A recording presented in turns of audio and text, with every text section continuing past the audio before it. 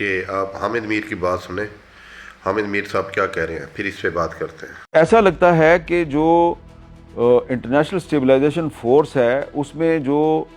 Police کے افسران بھرتی کیے جا رہے ہیں ان افسران کو ترجیح دی جا رہی ہے جو کہ حماس کے خلاف ہیں، اور اس سے واضح ہوتا ہے کہ حماس کے خلاف پولیس افسران کو اس لیے بھرتی کیا جا رہا ہے کہ انہوں نے حماس کو ڈس آرم کرنا ہے، غیر مسلح کرنا ہے، اور اسی لیے کوشش کی جا رہی ہے کہ وہ اسلامی ممالک جس میں پاکستان بھی شامل ہے اگر اپنی فوج نہیں بھیجتے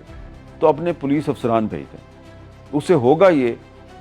کہ جو غزہ پیس آف بورڈ کے زیر اہتمام جو اسٹیبلائزیشن فورس ہے اس کے پاس یہ مینڈیٹ آ جائے گا، اس کو یہ جواز مل جائے گا، وہ کہیں گے جی کہ دیکھیں جی اس میں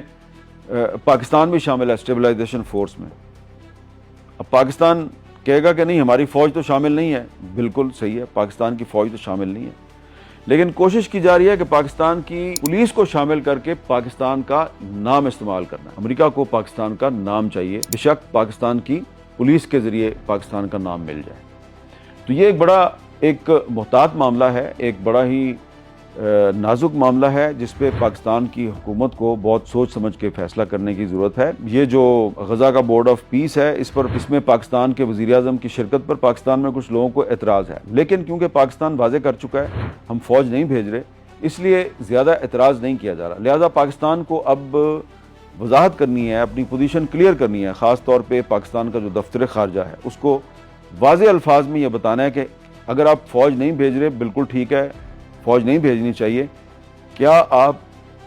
اپنی پولیس کے افسران کو بھیج رہے ہیں یا نہیں بھیج رہے، یہ بھی واضح کرنا ضروری ہے، کیونکہ جو ابھی تک انٹرنیشنل اسٹیبلائزیشن فورس کے جو اغراض و مقاصد ہیں وہ ابھی تک دنیا کے سامنے نہیں آئے، تو دنیا کے سامنے اغراض و مقاصد سامنے لائے بغیر ہی اسٹیبلائزیشن فورس میں پولیس افسران کی بھرتی شروع کر دی گئی ہے، جو کہ کافی تشویشناک معاملہ ہے۔ جی دوستو، سنا آپ نے حامد میر صاحب جو کہہ رہے ہیں، یہ حالات ہیں ہمارے، یہ ہے ہماری گورنمنٹ اور یہ ہے ہماری سیکورٹی ادارے، اس حد تک گر چکے ہیں۔ یہ اپنے ملک کے اندر کیا ہو رہا ہے وہ تو ان کو نظر نہیں آ رہا۔ اب یہ پولیس کی آرمی کی جگہ، فوج کی جگہ اب یہ پولیس جائے گی غزہ میں اور مسلمان کے خلاف لڑے گا۔ افسوس، صد افسوس۔ اب یہ حامد میر کا تجزیہ ہے اور یہ تقریباً حامد میر کی باتیں سچ پہ مبنی ہوتی ہیں، اور